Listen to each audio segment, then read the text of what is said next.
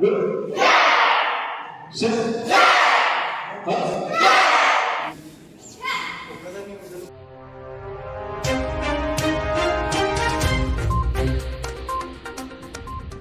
चिरां जिल्ला karate championship बादायलायनाय खुंफुंदों।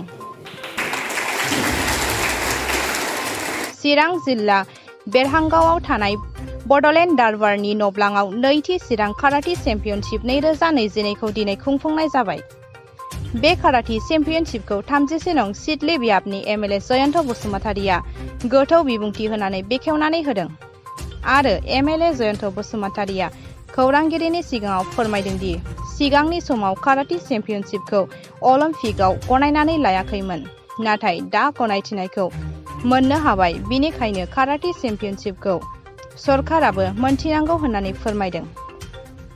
बे हाबाफारियाव एमएलए जयन्त बसुमतारिजों लोगोसे साहित्य एकाडेमि बान्था मोनगिरि हरि नारायण खाख्लारि, समाजनि हाबा मावगिरि नरबेसर ब्रह्म आरो गोबां गुन गोनां आलासिफोर नुजाथियो।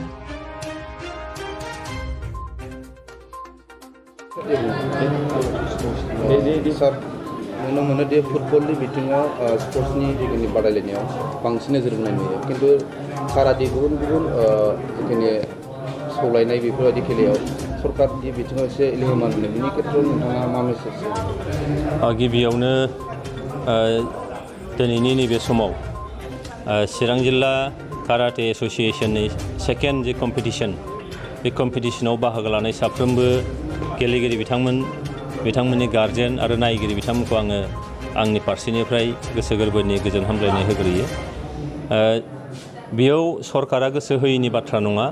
बाथ्राया जाहैबाय जे अलिम्पिक एस'सिएशना बबेबा गेमखौ बेसेबां गनायदों गनायाखै बिनि सायाव मोनसे बाथ्रा दङ। दा आं नुदों जे काराटेखौबो मोनसे समाव गनायनानै लायाखैमोन अलिम्पिक एस'सिएशना।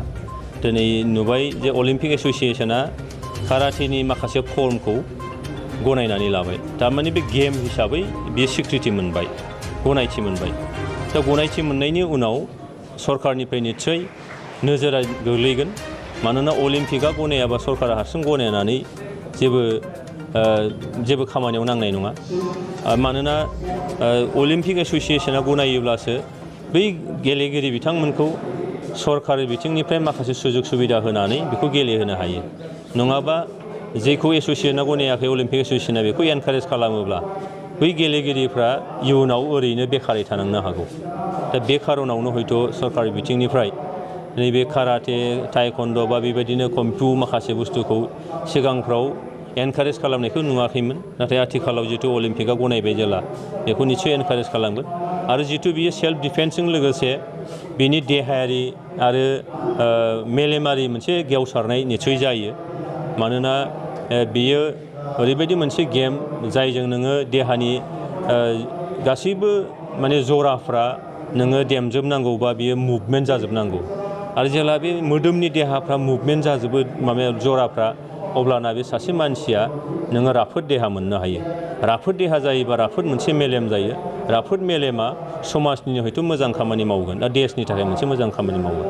बेखायनो मिजिं खालामदों दा नैबे काराटेनि गेजेरजोंबो जोंनि जाखांबोनाय इयुन जोलैफ्रा पुलिस मिलिटारियाव बिथांमोना जाहाथे गावनि थांनानै थानो थाखाय साख्रि मोनहैथों, आरो बे अलिम्पिक गेम जाहैनाय लोगो लोगोनो बिनि गेजेरजोंबो जाहाथे मेडेल लाबोनानै देशआ जाहाथे मोनसे मोजां मोनसे नाम खामायनो हाथों, ओनसोला नाम खामायनो हाथों, न'खरा जौगाथों आरो बेक्तिगत भाबै बिथांमोनाबो माबा मोनसे सुबिदा मोननो हाथों, आं बेखौनो मिजिं खालामो। दासान्दि मोनसे ट्राइबेल संघ आरो दुलाराय बर'